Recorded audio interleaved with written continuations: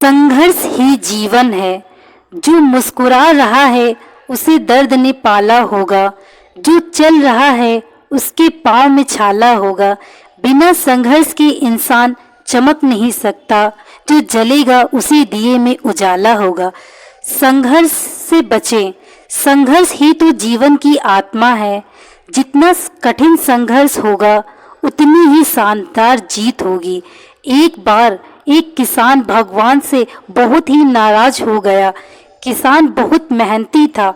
बहुत मेहनत से वह खेतों में अनाज उगाता, उसकी देखभाल करता, पर अक्सर उसकी फसल खराब हो जाती।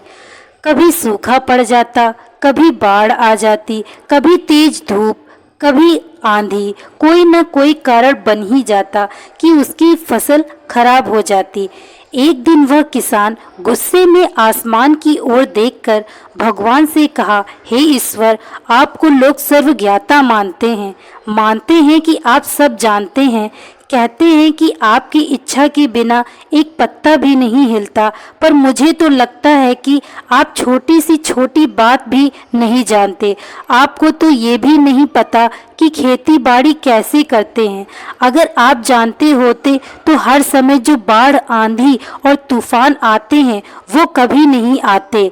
आप नहीं जानते कि कितना नुकसान उठाना पड़ता है हम किसानों को। यदि आप मेरे हाथ में यह शक्ति दे दे कि जैसा मैं चाहूँ वैसा मैं मौसम कर दूँ, फिर आप देखना मैं अन्न के भंडार लगा दूंगा। भगवान इस किसान के तीखे वाक्य सुनकर मुस्कुरा रहे थे और वह किसान के सामने प्रकट होकर बोले, मैं आज से तुझे यह शक्ति देता हूँ कि तू अपनी खेतों पर तुम्हारी जैसी इच्छा ही तुम वैसा मौसम कर दोगे। मैं बिल्कुल भी दखल नहीं दूंगा। तुम्हारे से सब कुछ होगा। किसान बहुत खुश हो गया। किसान ने गेहूं की फसल अपने खेतों में बोई। जब उसे लगा कि खेतों को धूप चाहिए तो खेतों को धूप मिले। जब पानी बरसना चाहिए तब पानी बरसा। आंधी, तूफान, बाढ़ कुछ भी उसने अपने खेतों पर आने नहीं दिया। किसान के खेत में इस वर्ष ऐसी फसल हुई जैसे कभी नहीं हुई थी। हरी भरी लहलहाती फसल। मन ही मन वह बहुत खुश हो गया और सोचने लगा, अब सबूत के साथ दिखाऊंगा भगवान को कि इसे कहते हैं शक्ति का सही उपयोग। मेरी सफलता देखकर उन्हें अपने नियम जरूर बदलने पड़ेंगे। कुछ दिन गुजरे, फसल कटने को तैयार हो गए। बहुत उत्सुकता के साथ फसल को काटने लगा, पर जैसे ही उसकी नजर गेहूं की बालियों पर गया तो उसने अपना सिर पीट लिया और वह रोने चिल्लाने लगा। गेहूं की एक भी बाली के अंदर गेहूं का दाना नहीं था। सारी बालियां अंदर से खाली थी। किसान बहुत दुखी हो गया। उसने भगवान को रोते हुए फिर पुकारा, हे प्रभु, तुमने ये मेरे साथ क्या किया? क्या तुमने मुझे कोई सजा दी? भगवान बोले, पुत्र, ये तो होना ही था। तुमने पौधों को संघर्ष करने का मौका ही कहाँ दिया?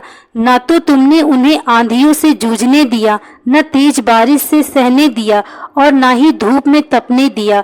एक भी चुनौती का सामना तुमने उन्हें नहीं करने दिया। इसलिए सारे पौधे अंदर से खोखले रह गए। जब आंधी, तूफान, तेज बारिश और धूप पड़ती है तभी ये पौधा अपने अस्तित्व को बचाने के लिए संघर्ष करते हैं और इसी संघर्ष से एक बल पैदा होता है जिसमें शक्ति होती है, ऊर्जा होती है, और यही ऊर्जा पूर्ति तेरे गेहूं के दानों की तरह जो नहीं फूटी। तूने उन्हें कठिन परिस्थितियों से गुजरने ही नहीं दिया। जहां उनके अस्तित्व का जन्म होता, सारे बालियां इसीलिए खाली हैं। इसमें एक भी गेहूं का दाना इसीलिए नहीं है क्योंकि तुमने अपने पौधों को संघर्ष कराया ही नहीं। याद रखिए, स्वर्ण में स्वर्णीय आभात तभी आती है जब वह आग में तपने, गलने और हथौड़े से पीटे जैसे संघर्षों से गुजरता है। कोयले का टुकड़ा हीरा तभी बनता है जब उस उच्च दाब और उच्च ताप की मुश्किल परिस्थितियों से गुजरता है। इसी तरह यदि हमारी जिंदगी में कोई संघर्ष ही ना हो, कोई चुनौती ही ना हो, तो हम भी गेहूं की बालियों की तरह खोखले रह जाएंगे। कोई अस्तित्व नहीं होगा हमारा। विपरीत परिस्थितियाँ, चुनौतियाँ, समस्याएं हमें और अधिक निखारती हैं।